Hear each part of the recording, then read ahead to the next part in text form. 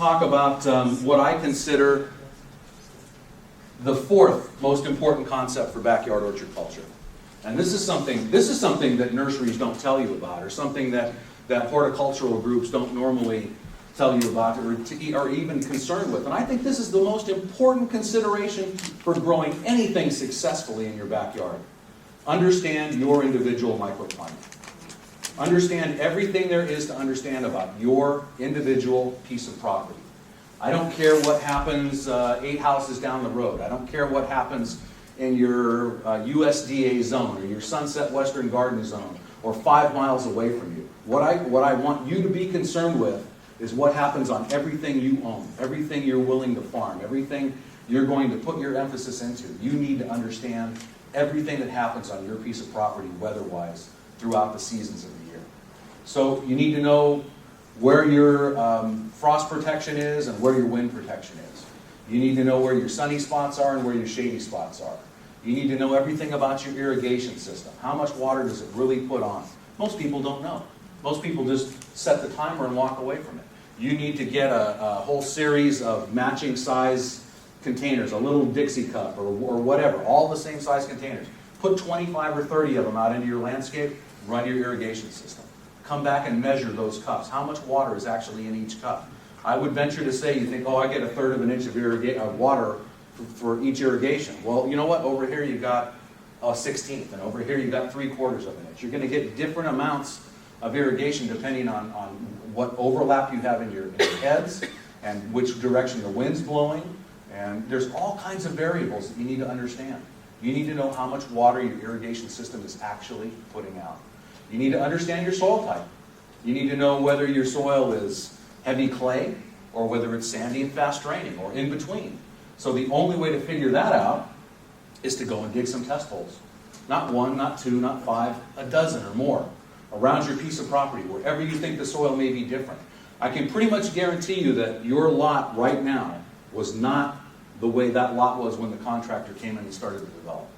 That lot was different. You had low points, you had high points. Something was different in that area. Some parts of your yard may be cut, where the bulldozer came in and pushed off the hill, and the other parts may be filled, where they pushed the soil into the ravine. So you need to understand where you have good drainage and where you have bad drainage. If you don't know that, then you don't know what plants will be successful. Where are your wet spots and where are your dry spots? If I'm going to start to plant fruit trees around my yard, some trees are going to require different types of exposure. Some trees are going to require different types of safety or security from frost or from wind. Some trees like sandy soil, some trees like heavy wet soil. There's all kinds of different options out there. Say if I want to plant a pomegranate, where would I want to put a pomegranate in my landscape? Hot and dry. Hot and dry. Pomegranate's a desert plant. We know that. We know that if you go out onto an old farm site where you look at rows and rows and rows of dead peach trees or dead apricot trees, and somewhere off in the distance you're going to see this beautiful green globe. And you walk out and look at it, it's a pomegranate. Because they can rely on only natural rainfall. They don't need, once established, they don't need any additional irrigation water. So the last thing I would want to do is put a pomegranate somewhere where it stays wet, or somewhere where it's very dry, or somewhere where it's shaded. I want my pomegranate out in a hot, dry area. Now if I wanted to grow blackberries, where would I want to put those? Somewhere where it's moist, somewhere where maybe I get a little bit of afternoon shade. So I need to understand where my soil drains well and where my soil stays a little wet. I need to understand everything about my piece of property in order to properly put plants out there so that they'll succeed. And we've got an easy excuse. We always say, oh, that plum tree died because the nurseryman sold me a bad tree. Sure, the nurseryman sold you a bad tree. But the fact is you took a plum on a rootstock that likes fast draining soil and you put it somewhere where it was too wet. Putting things in the wrong place is a huge reason that we lose plants. In fact, I'll ask you a question. What's the biggest reason we lose plants in the landscape? Overall. Overwater. I didn't even have to ask the question. You guys all know that. So understanding drainage, understanding irrigation are two very, very important factors to being successful as a backyard grower. Understand your microclimate, everything there is to know about it. Go ahead. Hypothetically, now that you understand your microclimate, you Okay. have a tree that's in the wrong place, and you should move it, right? Okay. what kind of steps are you taking here? Digging up the biggest root ball you can? And I'm ripping it out and throwing it away and buying a new one. It's too much work to move a big tree. It's too expensive, too time consuming, and you have to bring it back so far, you're better off to buy a new tree than to try and move an existing tree. Now, if it's only been in for one season, that's different. Maybe you can do it. But if it's a 15-foot lemon tree or a 10-foot plum tree or whatever, and you're going to try and move that, spend your time on better things. Buy a new tree. It's cheaper. Yes? There's a lot of information about the varieties, but not about the rootstock. Do you know of any websites or anything where you could do more? www.davewilson.com. Absolutely the most comprehensive website on fruit tree information, whether it's varieties, cultivars, or rootstocks. We have descriptions of everything that we grow. And now, another thing that we're going to do to help you be successful with that is every tree that we sell has 2 labels on the tree.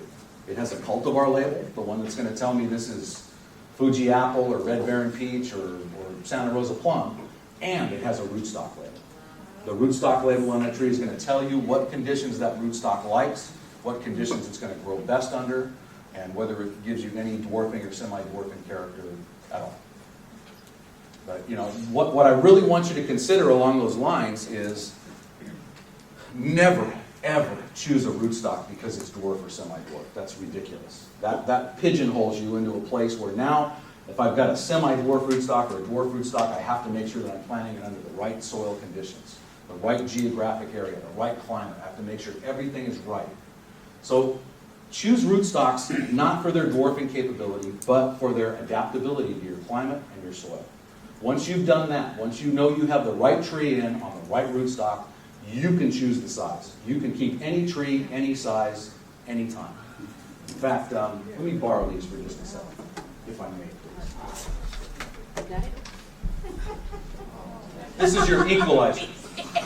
This is what gives you the ability to control tree size in your yard. You know, you can spend $29.99 on these. You can spend $200 on these. Get a pair that you're comfortable with. Get a pair that you like.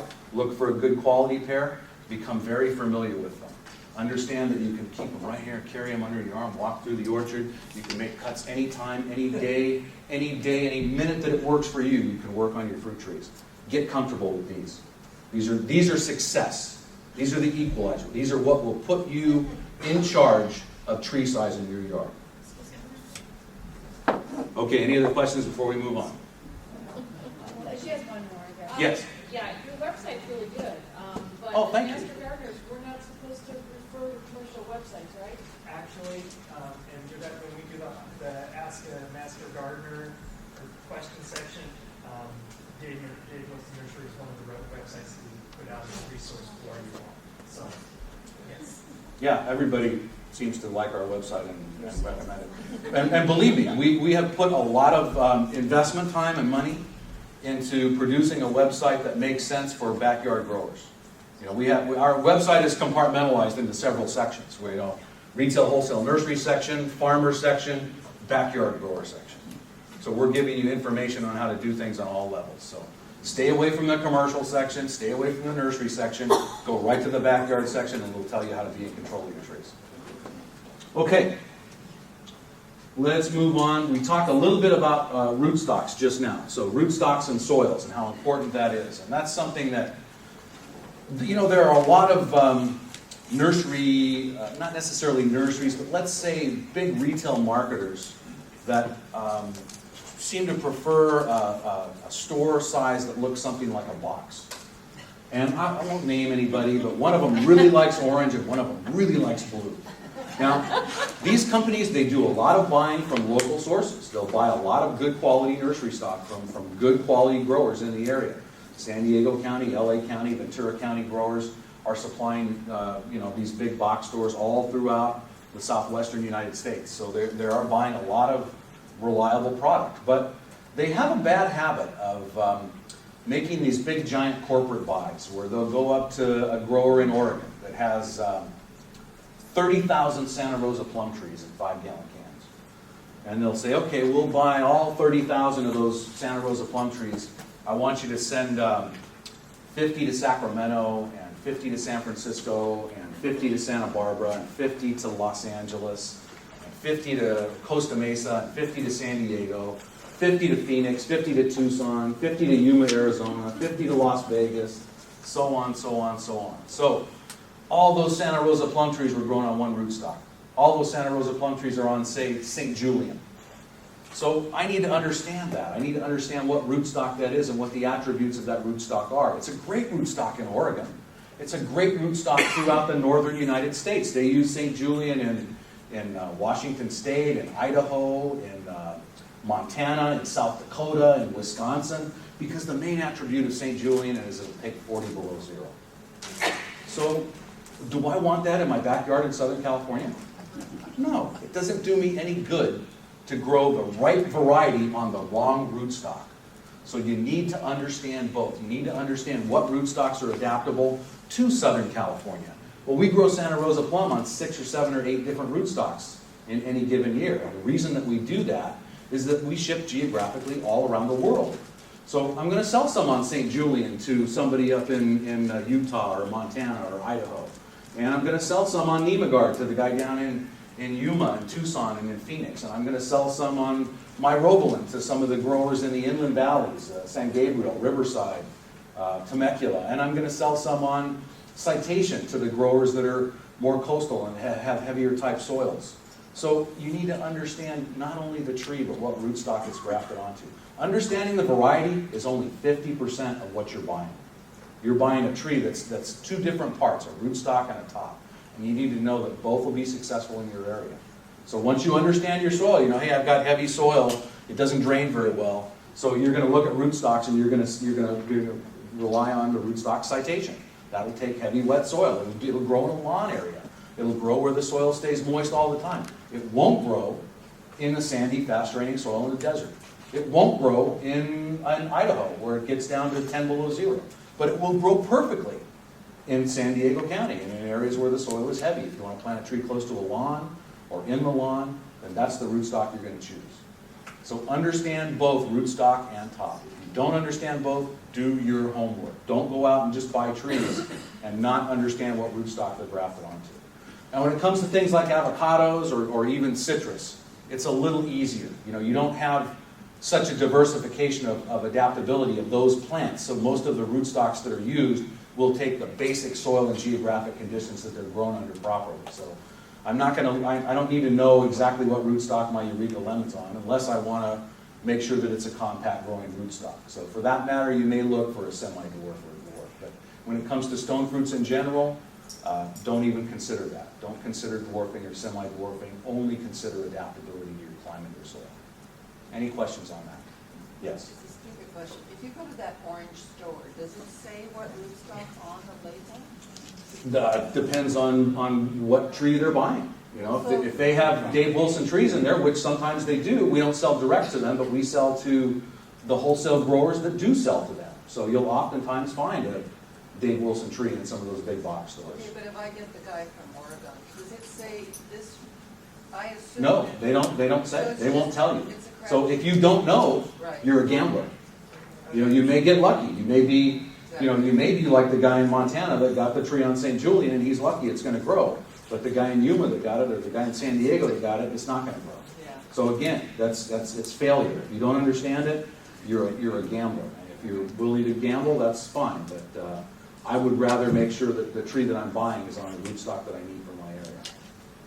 Yes. Rootstock for coastal that is fast draining. That's not citation. For what tree? Any of your prunes. Any prunus? Yeah. Either Nemagard or myrobalan would be the two. What about you? Don't you have M something 29 or whatever it is? M29C would be, that's myrobalan 29C. Oh, is that what it is? Yeah. Yeah, so that's fine. But you know, again, all that information is posted. We don't need to discuss that. You guys can go read it. You can spend hours on the website and become the most intellectual fruit gardeners in the southwestern United States. Anything else? Good, let's move on. Okay, do fruit trees have to be grown like a tree? No. Now, if I was a farmer, I would be looking at growing all of my trees the same. I'm going to manage all of my trees the same way. I'm going to grow apples like a tall spindle. I'm going to grow peaches with a big open center. I'm going to grow, avocados managed to about 20 feet. I'm going to do all my trees the same way. As a backyard grower, that means nothing to you. That means one of two things. Either I'm going to do that, and I'm going to pigeonhole myself into making my backyard look like a fruit orchard, or I'm going to allow myself to go out of the box. I'm going to start to do things in my yard where I'm bringing in fruiting varieties of plants and growing them as an ornamental plant in my yard. Whether I'm using it for structure, or I'm using it for form, I'm using it as a divide, I'm going to use it as an espalier or a hedge, or I'm going to grow a Mexican lime in a hanging basket on my patio so that I can reach out the window of my bar and pick a lime for my drink. It doesn't matter to me how you grow trees, but don't pigeonhole yourself into growing trees like a commercial farmer. You don't have to do anything like a commercial farmer except eat fruit. So you can make any tree look like anything you want. You can structurally grow trees to do anything you want them to do in your yard. Let's say this. I want to plant a hedge. I've got a 40-foot strip driveway from my garage down to the street, and I take really good care of my landscape. My neighbor doesn't. I don't want to look at my neighbor's yard anymore. So I'm going to take that 18-inch strip along the side of my driveway, 40 feet down to the street, and I'm going to plant a hedge. So I go down to Walter Anderson Nursery, and I see Tyler down there, and I say, look, I want to plant a hedge to screen off my neighbor's front yard driveway, so I need something about 7 feet tall, 40 feet wide. I'm going to keep it trimmed to about 18 inches. What can I use? And Tyler's going to take me out to the nursery, and he's going to show me waxleaf privet, and he's going to show me photinias, and he's going to show me boxwood, and maybe some sort of a conifer, all kinds of different things that I can use to grow a hedge with. And you know what? Every single one of those things will do that. Every single one of those things will be a nice, dense, quality hedge that I can keep pruned and use as a screen, and it's going to work just fine. But could I grow citrus in the same place? Absolutely. Why not? Let's consider this. If citrus didn't produce a fruit, it would still be a viable landscape plant in Southern California. It fits our needs. It's a beautiful, dense green structure. It has a wonderful white or light pink fragrant flower. In fact, lemons and limes bloom for 6 months or more out of the year. So now I have not only a hedge that's nice and dense and green, but I get flowers. I've got beautiful flowers to look at, very fragrant flowers, some for several months out of the year. I don't know about you guys, what you have in your backyard, but I go out and walk by my citrus now just so I can smell it. I mean, it's just fantastic to smell the mandarins and the grapefruits and the oranges and all that beautiful citrus in bloom right now. So if citrus didn't produce a fruit, I could still use it as a hedge, and it would still give me everything I need in that hedge, plus the fragrance and the flowers. But now, I've got fruit. I've got an area where I'm going to grow 10 trees 4 feet apart and keep them pruned as a hedge, so I can put in an Oro Blanco and a Ruby grapefruit for summer and winter. I can put in a Washington Navel and a Valencia orange for summer and winter. I can throw a blood orange in there. I can put early mandarins, mid-season mandarins, late-season mandarins. I can put a kumquat, a lime, a lemon, anything I want, a tangelo. I can grow any varieties of citrus I want in that hedge and get the nice dense hedge, get the beautiful fragrant flowers, and 10 different varieties of fruit in the place where I only wanted to grow a hedge. Go out of the box. Don't consider that you have to do things like a farmer. You can do anything you want in your landscape with fruit trees to make them give you function, fragrance, flowers, fruit, fall color, you name it. There's all kinds of attributes that you can get out of fruit trees in the landscape. So don't consider that you can only grow a fruit tree like a fruit tree. Yes? What's the largest size pot that you would buy to begin an espalier or a hedge? Well, you know, it's pretty much standard on the market. You're going to find 5 gallon, 15 gallon. So those are both good sizes to start with. I wouldn't go with anything smaller. I wouldn't go with anything larger. And you begin your pruning at what point? Immediately. You're going to start to structure right away. I mean, maybe not pruning right away, but structuring right away. You know, I'm going to put in a post and wire system, or I'm going to give it something to grow on. I'm going to take that lemon that looks like this and make it look like this. I'm going to start to structure things to grow in the direction that I want them to grow and create the form that I'm looking for in my landscape. And you can do that right as soon as you buy the plant. Now, when you're shopping at a retail nursery, you always want to look at those plants and make sure, hey, is this what I want? If there's this much trunk on an orange tree, I don't want anything that big. I want something low and bushy. So I'm going to look for low and bushy. And So- lateral growth. Sure, absolutely. You know, I mean, and here's a question I always throw out. If can we raise this up?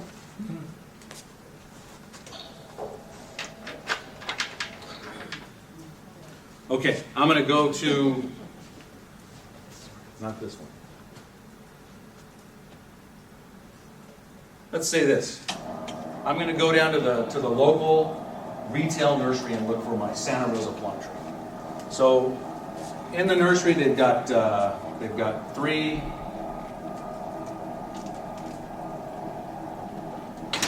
Santa Rosa plum trees. One of them looks like that. One of them looks like that. One of them looks like that. They're all $39.99. Which one are you going to buy? You are? You're going to buy the smaller one? Really? They're all $39.99. Where's the perceived value? The bigger one. The bigger one. So, you guys are smart. You're master gardeners. You understand this concept. But most people are going to go into that retail nursery and they're going to go, nope, nope, yes.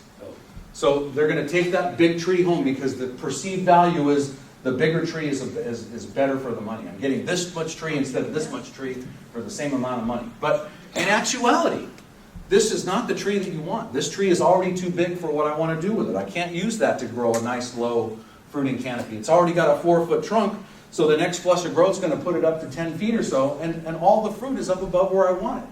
I want it low. I want it manageable. So you've got to look for this type of plant. You've got to look in the nursery for that type of plant. Because in general, they want to carry the big plant. Nurseries are looking for bigger sizes because you think it's a better value. So, you know, the people that call into your hotline, they're all going to think that. They're all going to look and say, that's the better value. It's the bigger tree. Now this is a tree that, these trees are grown under nursery conditions. So I can grow a 7-foot plum tree in a 5-gallon container. But it's not meant to last in that container. It's meant for you to buy that tree, take it home and plant it and grow it out. So the big question is, what can I do with this tree to make it successful? Well, I could come in with my equalizers and I could, you know, take it off about right there. And I could start to grow something with a lower form on it. Or I could look for the smaller tree. Maybe the smaller tree is going to be in a smaller size, but it's going to grow, it's going to finish off, it's going to give you what you want. So look for that low structure. Look for trees that are already grown with a low cut, that have some low branching that you can start to structure with. Whether you want to grow them as a hedge or an espalier or just as an easy to manage fruit tree. Look for that low structure. It's going to be a much, much better tree. Yes? If you have side shoots, if you have a taller tree you've already purchased it, and you have the side shoots coming out, usually you cut those off so that the energy goes up the tree. Can you use those to turn a taller tree into I'm going to do exactly the opposite of what you said. I'm going to leave some of this smaller growth down here, and I'm going to take that big top off so that I can restructure it low. See, I'm not going to try and grow my plum tree or my lemon tree or my avocado tree like a shade tree.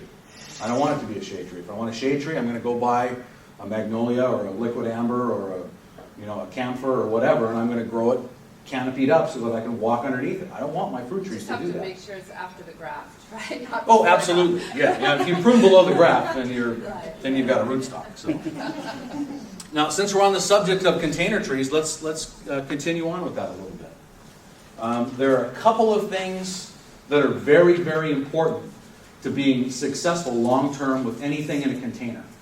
And one of them, I never hear anybody talk about it. I never hear anybody mention it to be successful. And that is, you need to maintain a balance between top and root zone. So unlike a nursery tree, where I can grow a big tree in a container for a short period of time, because it's not meant to grow in that container permanently. If you want to grow something in a container for 2 years, 4 years, 6 years, 8 years, you need to maintain that balance between top and root. So if I'm growing something, and there's a nice handout that you guys got today on blueberries, and a nice mix for how adaptable they are to containers using that acidic mix. So I really like, in my landscape, I use a lot of those, what they call half wine barrels. So what they've done is they've taken a big oak 55-gallon drum and they saw them in half. So it's a nice container. It's a good sized container. It's about 25 to 30 gallons, so it gives me a lot of capacity. It's a nice tight container. In fact, you definitely have to drill several large size 1 or 1.5 inch drainage holes in the bottom for good drainage.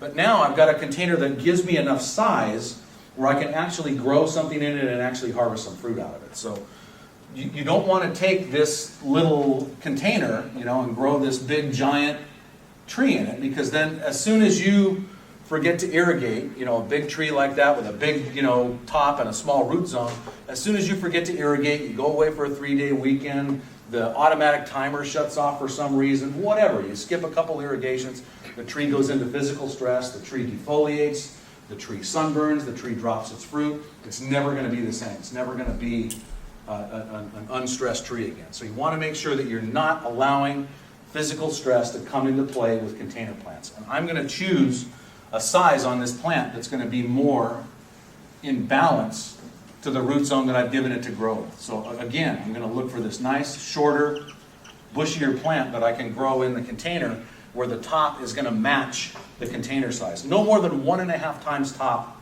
to container. That gives you the ability to maintain that plant in that container long term.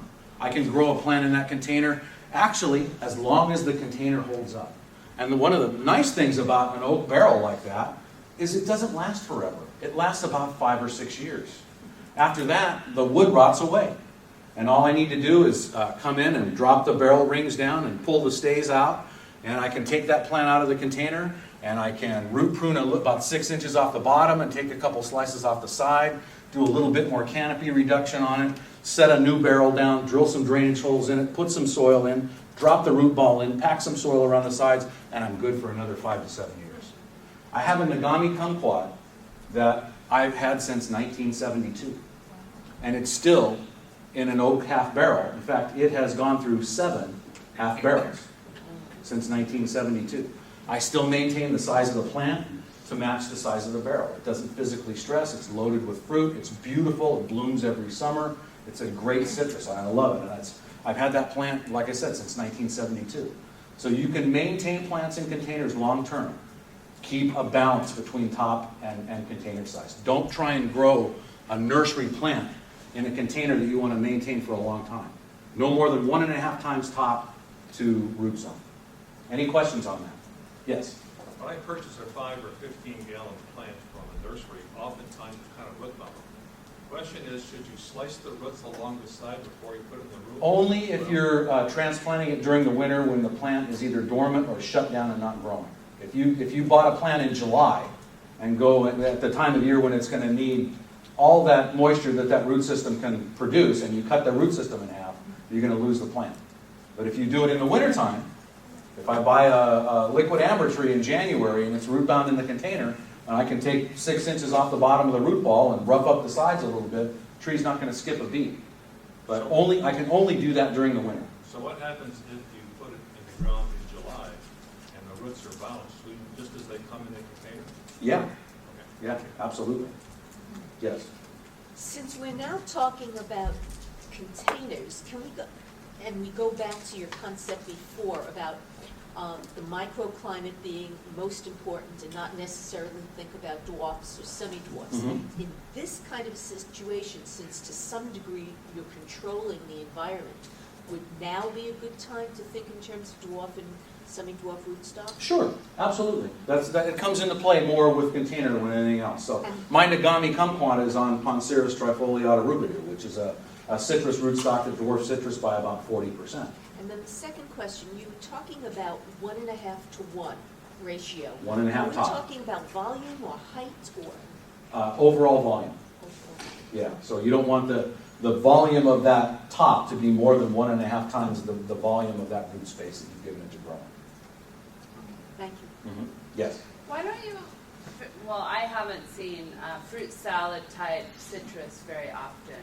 Why is that? Like They're grown quite a bit. there? Yeah, Okay. the two main citrus growers in Southern California, Durling and Laverne, Okay. both do cocktail type citrus with 3 or 4 varieties on. Yes. In your example of taking a bunch of citrus trees and making a nice hedge, Mm-hmm. once you prune them down, say you get it to 4 feet, Does it just pretty much acclimate itself to being that size, or are you constantly pruning to keep it a nice head? Remember your equalizer? Yeah, this is the most important tool in your arsenal at How that often point. are you pruning? Whenever I need to. Whenever I feel it's grown out enough that I want to bring it back into balance again. You know, and that's the nice thing about backyard growing as opposed to being a commercial farmer. A commercial farmer has to do things by a schedule. You don't. You can do it whenever it works for you. So I can go out on Sunday morning and spend an hour trimming that hedge and then go watch the football game. You know, or I can go out after I get home from work. There's still a couple hours worth of daylight now. I can go out and do it then. I can do it any month of the year, any week of the year, anytime it works for me. Yes? So, on our own schedule, and obviously that applies to pruning, but when you have dormant sprays or sulfur, applications, our trees will bloom in the middle of December because we'll have one hot day. So, Well, they won't bloom because of one hot day. Well, They'll bloom because of a change in the weather pattern. right. Yeah. And that will kind of throw off our plan when to spray. Are there hard, fast rules about, like, it gets past a certain point, you just can't apply? Yeah, use indicator varieties to determine when a tree is going to bloom. You know, if you look for varieties that bloom early, look at Anna apple, Dorset golden apple, look at Desert Delight nectarine, look at Florida Prince peach, May Pride peach, all-in-one almond. There are lots of indicator varieties that are going to bloom early. So as soon as you see that indicator variety starting to show popcorn bud stage just before it opens, you've got to get your spray on. That means that everything else is going to be close behind it. So look for the early varieties, look for the indicators, and get in. And if you have a time dormant application, like with copper spray, then you need to get it on when those indicator varieties are just starting to wake up. And if that time has passed for this year, you wait till next year? Then you go to an alternate product that you can use as a post-dormant spray. Okay. Kelp extract, something like that. Okay, thanks.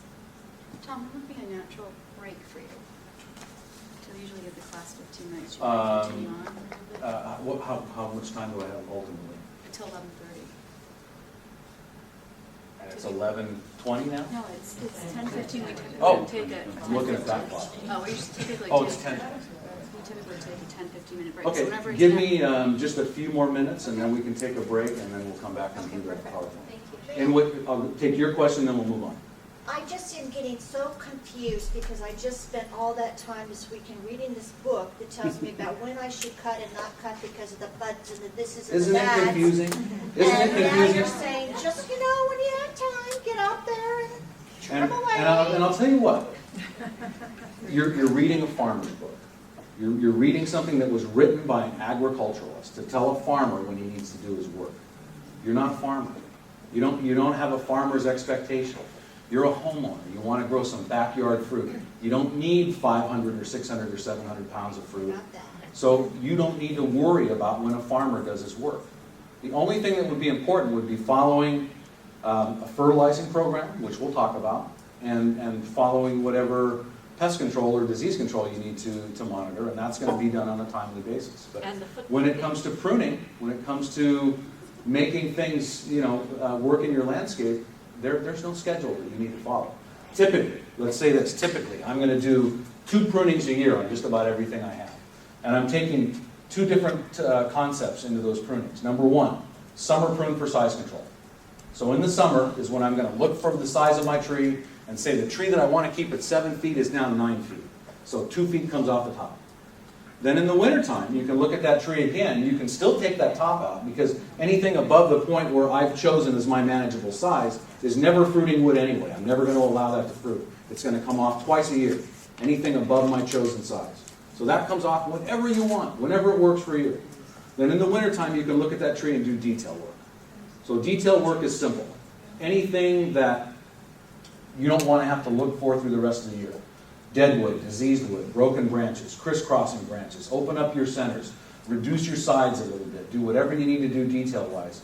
And by breaking it down into those 2 categories, summer prune for size control, winter prune for detail, I can prune any tree in my orchard anytime in less than 5 minutes. So I can go out, I can summer prune blindfolded and do 5 trees in 10 minutes. I can winter prune for detail going around a tree 2 times. Go around, look for anything that's the middle of your size and below. So you're going to skirt it up a little bit, you're going to look for details down here, then you're going to look for everything up to the top. You're going to go walk around it 2 times. If you need to get in and open up the center a little bit, you can do that also. So you're going to stage it. You're just going to walk around and do the work that you need to do. Don't overcomplicate it. As soon as you start to overcomplicate it and read what a farmer's going to do, you'll be confused. I guarantee you'll be confused. And I don't want you to be confused. I want you to be comfortable understanding that you're not a farmer and you can maintain anything in any way that works for your landscape. Thank you so much. Absolutely. So, you have the power. All you need is this. And you have the power to go and do whatever you need to do. And yes, I'm not going to get a commercial expectation if I keep my tree pruned to a small size. I don't have a commercial expectation. I don't want 400 pieces of fruit. I want 50 or 75 or 100. And by maintaining a tree at any size desirable for me, I can get that. I work with groups, a couple of different rehabilitation groups, that have what we call wheelchair gardens. So these are gardens with hard decomposed granite pathways where the people that are in the wheelchairs can go through. We're maintaining all those trees at less than 5 feet so that they can do all their work from sitting in a wheelchair. They get plenty of fruit. They get hundreds of fruit. All those projects work and they work well. And they all said to me when I came in and I told them, yeah, we'll just keep the trees low. They're like, well, we won't get any fruit. Of course you will. The fruit's going to come naturally. All you need to do is make sure that you're maintaining the tree so it's manageable for you. You're going to get fruit. Believe me. Come back and tell me in 5 years how well it worked. Yeah. Can you talk a little bit, or will you talk a little bit about irrigation and checking I am going to irrigation talk in about a irrigation. container? Yeah, absolutely. As we move on. Okay. I'm gonna brush on a few subjects here fairly quickly before we take our break. So let me go through these without questions, and I can probably do it in just a few minutes. We're going to talk about mulching. We're going to talk about irrigation. We're going to talk about fertilizing, and we're going to talk about pest and disease control. So first of all, how many people in this room are mulchers? Raise your hand proudly. There we go. How many people don't believe in mulch? Nobody. So everybody should have raised their hand. Everybody should be mulching if you believe in mulch.